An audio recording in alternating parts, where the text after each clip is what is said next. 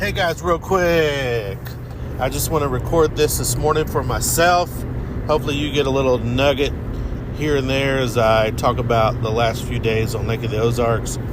There's a lot of fishing reports out there right now, as always, so I'm not going to piggyback off of them. I will probably sound a lot like those other ones right now because I think everybody's pretty much found what's going on at Lake of the Ozarks. There's some good ones out there. Just get on YouTube, Google, a lot of guides. I listened to Jack on the radio this morning. He had a great report. So if you're in the lake area, on Thursday mornings they do a report with Jack Uxa of 97.5. But let me record this for myself just to kind of get a way for me to look back next year in case we have the same conditions. So right now we're the day after Christmas. The water temp's still 45 to 46 degrees.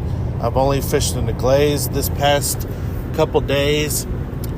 We have had very kind of foggy, misty, very cloudy days, which have hurt and helped. It kind of changes what I use. So before, when it was sunny and windy, that seems like I've mostly been fishing for bass and crappie.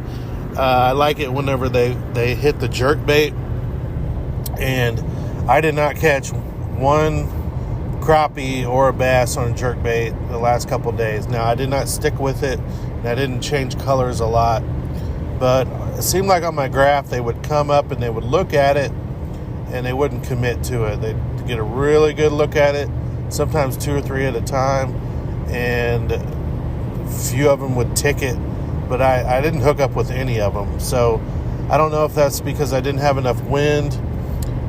When I did have some wind, it was getting cold enough that I got out of it. So I fished pretty calm conditions, and the crappie jig was definitely what you wanted. So you could scan around.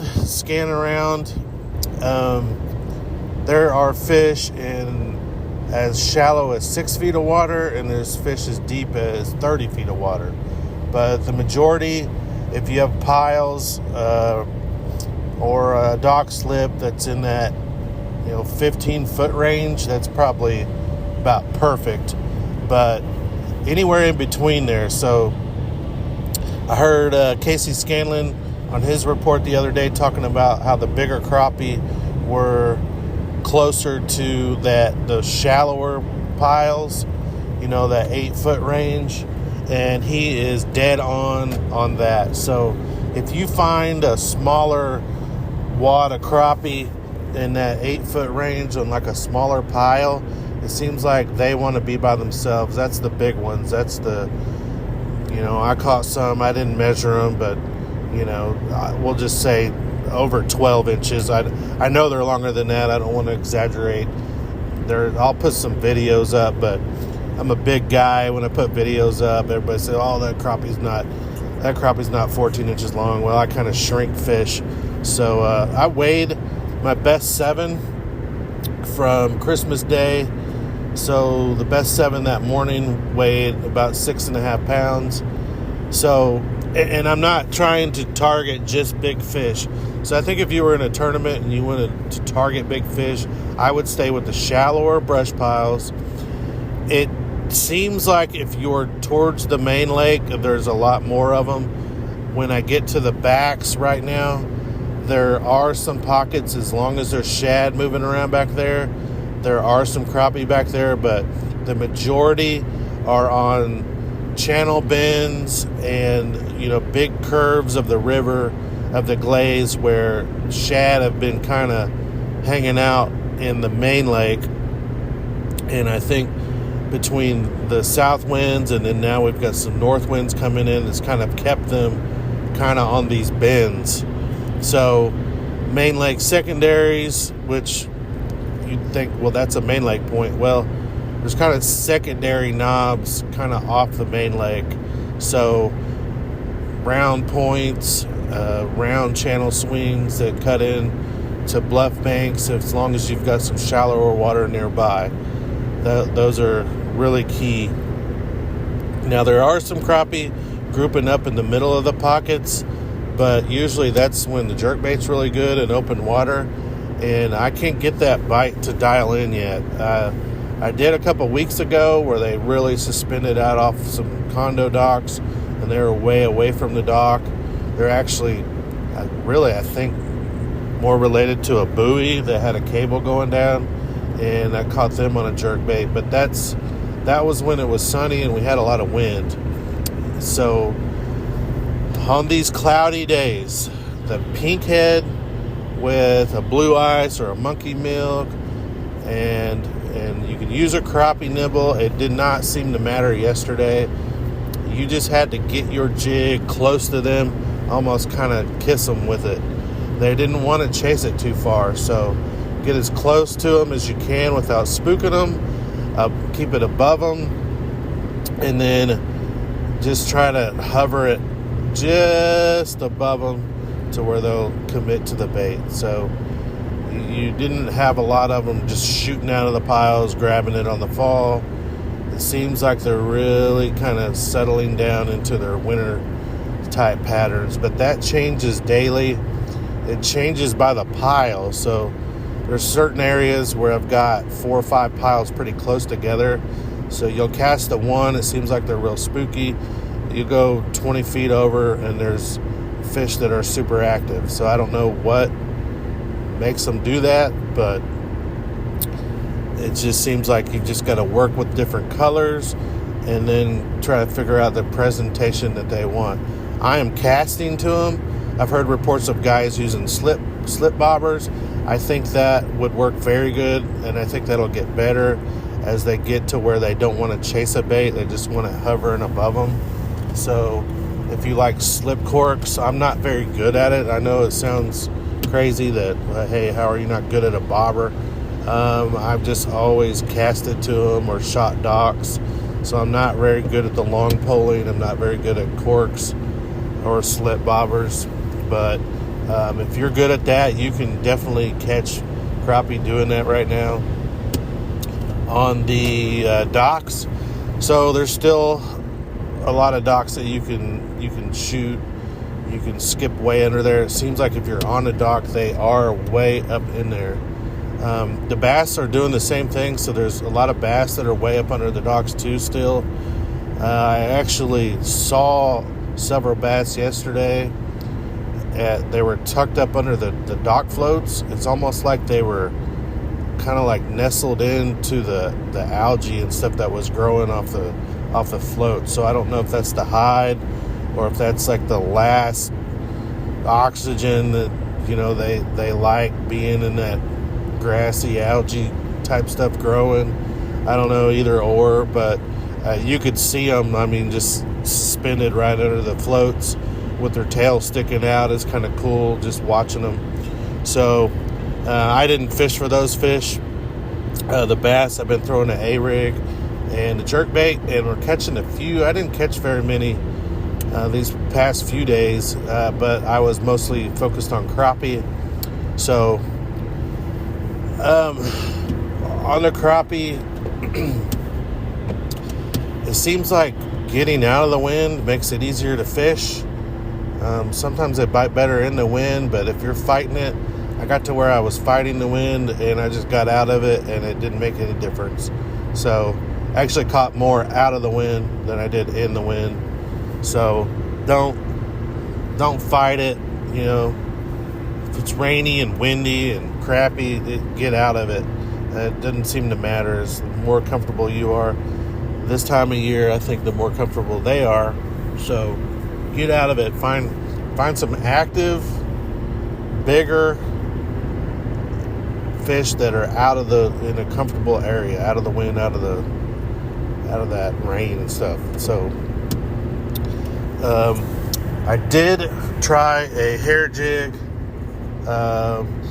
and I caught a few on it. The marabou jig with just a feather sticking out the back, pink head, white body with chartreuse feathers. That was definitely the best color. It seems to work good either on the first few casts or after you've caught 2 or 3 with your regular 1/16 ounce with Bobby Garland. I think it's the baby shad. There's so many options out there when it comes to crappie jigs and tubes. Pick your favorite ones and kind of rotate. If you have 2 or 3 colors laid out, ready to go, they're going to work. And I would definitely try a different color before I leave. Always catching the biggest ones on the first few casts. So it seems like once you catch a few, they don't really fire up. It's almost like they get spooked. And that could be, I need to work on my technique. My trolling motor is kind of an old trolling motor. Maybe it's loud. Maybe they don't like the live scope beaming on them. All that. There's a few piles to where it took me a good 30 minutes to get them fired back up, and I caught 4 or 5 in a row. But those first few drops, that's usually when I catch the biggest ones. So I don't think I caught anything over 12 inches, right in a row. I think it's the biggest one, and then I just kind of weeded through non-keepers and the eating size. So I like to eat 10 and 11 inches is usually what I keep. So, it took me 3 or 4 fish to get that size. I was catching small ones, really, I catch a great big one, then non-keepers, and then ones you wanted to eat, and then they were done. So you kind of got to weed through them. It's kind of weird how they'll group up in size. So those shallower brush piles with the giants on it, if you're in a tournament, that's what you need to key on.